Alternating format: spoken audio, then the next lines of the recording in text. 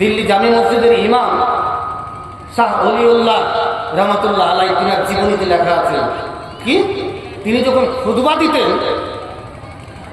দিতেন তো মাথায় পাগড়ি বেঁধে খুতবা দিতেন। খুতবা দেওয়ার সময়তে পাগড়িটাকে নামিয়ে চোখটাকে ঢেকে নিতেন। তো বাইরের একটা লোক একদিন গেছে, একজন যুবক গেছে বলছে, আপনি এত বড় মাওলানা, তো আপনি চোখ ঢেকে খুতবা দিচ্ছেন, এটা কেমন ব্যাপার? তো মাওলানা বলছে, বাজি জানতে চাইছ না? তো বলছে, না, আপনাকে বলতেই হবে। আপনি এত বড় একজন আলেম, আপনি খুতবা দিলেন আর আপনি চোখ ঢেকে খুতবা দিলেন, এটা কেমন কথা? বলছে, জানতেই হবে।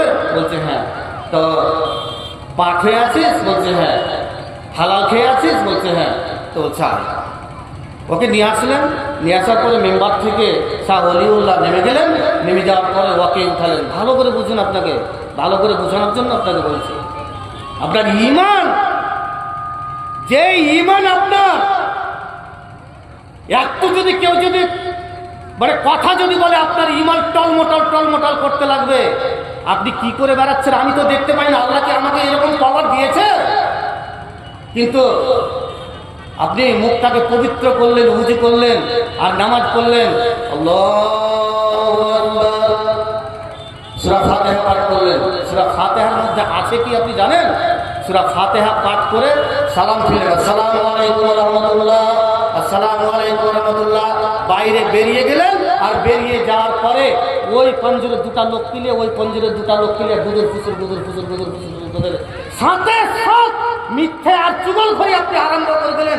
আরে বেকুব, তুমি এখনই নামাজ পড়ে এলে, আল্লাহর পবিত্রতা বর্ণনা করে আসলে, আর তুমি এখনই নামাজ পড়তে তোর মুখ দিয়ে ওরকম কথা বের হয় কি করে?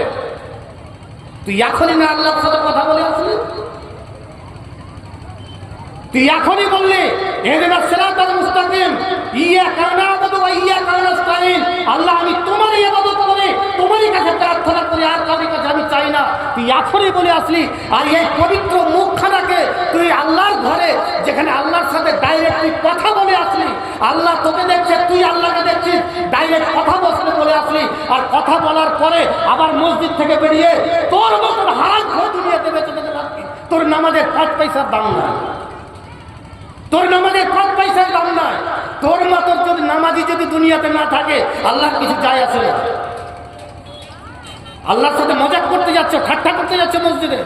তুমি নামাজ পড়তে গেলে আর নামাজ পড়ে তুমি শুরু করে দিলে, মানে তুমি ভিড় দিলে, কোথায় পেয়েছো তুমি?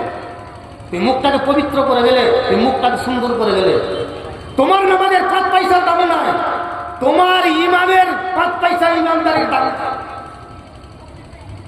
সুতরাং এখনো সময় আছে, শুধরে যা। কারণ আমি আগেই বলেছি, আমার ক্ষমতা নয় আপনাকে মারা, আপনাকে আমি মারবো।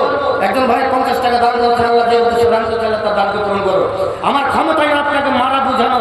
আমি আগেই বলেছি, আপনার কথা মনোপত হলে আপনি মানবেন, মনোপতি না হলে আপনি ছুঁড়ে ফেলে দেবেন।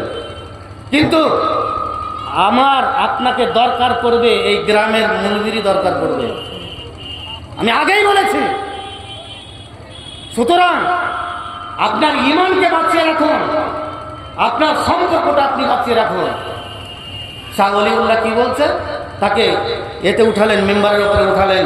মেম্বারের উপরে উঠিয়ে বলছে, দেখো সবাই বসে আছে মসজিদে। বলছে, জি সবাই বসে আছে, টুপি মাথায় দিয়ে, একদম সুন্দর বড় বড় দাড়ি, একদম সুন্দর, একদম আল্লাহওয়ালা, একদম কি বলবো, একদম বলছে, দেখলে? বলছে, হ্যাঁ।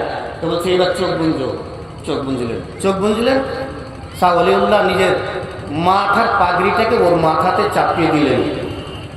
চাপিয়ে দেওয়ার পরে তারপরে কিছুক্ষণ থাকার পরে বলছে, এক কাজ করো, এবার তুমি চোখ খোলো।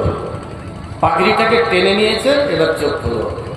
চোখ খোলার পরে চিল্লাতে আরম্ভ করেছে, মাওলানা আমাকে নামিয়ে দেন, আমাকে যদি না নামান আমি আর বাঁচতে পারবো না, আমি আর থাকতে পারবো না। মনে হয় যে বাস চলে যাবো, আমি শেষ হয়ে যাবো। কেন রে, কেন? তুমি কি দেখলে? বলছে, মাওলানা যখন আপনি আমার মাথায় পাগড়ি যখন দেননি, সমস্ত লোককে দেখলাম, আর দেখার পরে দেখলাম যে সবাই বসে আছে একটা কাতারে, মাথায় টুপি মাথায় দিয়ে বসে আছে।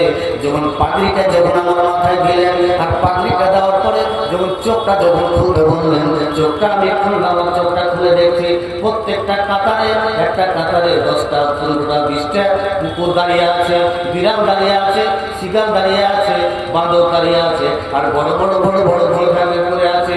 মনে হয় যে আমার দিকে তাকিয়ে আছে, এমন করে হিংস্র মতো আমার দিকে তাকিয়ে আছে। মনে হয় যে আমাকে খেয়ে নেবে, আমাকে খেয়ে নেবে, আমাকে খেয়ে নেবে। কেন এরকম হলো, কেন এরকম হলো? প্রত্যেকটা কাতারে 10টা 20টা করে কি দাঁড়িয়ে আছে না, তো কুকুরের মতো করে দাঁড়িয়ে আছে, বাদরের মতো করে দাঁড়িয়ে আছে। আপনি কি দেখে বুঝতে পারছেন? আপনি আমাকে বুঝতে পারছেন?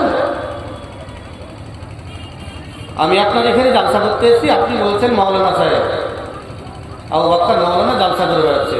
বিহারে যাচ্ছি তো ওরা বলছে যে মালদা থেকে মাওলানা এসছে জালসা করতে। আপনি কি আমার ভিতরটা জানেন? যে লোকটি নামাজ পড়তে গেল, এই লোকটিকে ভিতরটাকে আপনি জানেন, দেখেছেন? শাহ অলিউল্লাহ কি বলছেন? লোকটা কি বলছেন যে প্রত্যেকটা কাতারে, একটা কাতারে 10টা 15টা 20টা করে কুকুর আর বাঁদর আর শ্রীগাল বড় বড় জিভা বের করে দিয়ে আছে। আপনি ইমানদারি দেখাচ্ছেন? কেন হলো? কয়দিন তওবা করেছি, কয়দিন আল্লাহকে বলেছি স্ত্রীটা মারা গেছে 2 ফোঁটা চোখের পানি বাড়াই না, আর মা মরে গেছে তো ওই বাসের ভাইরা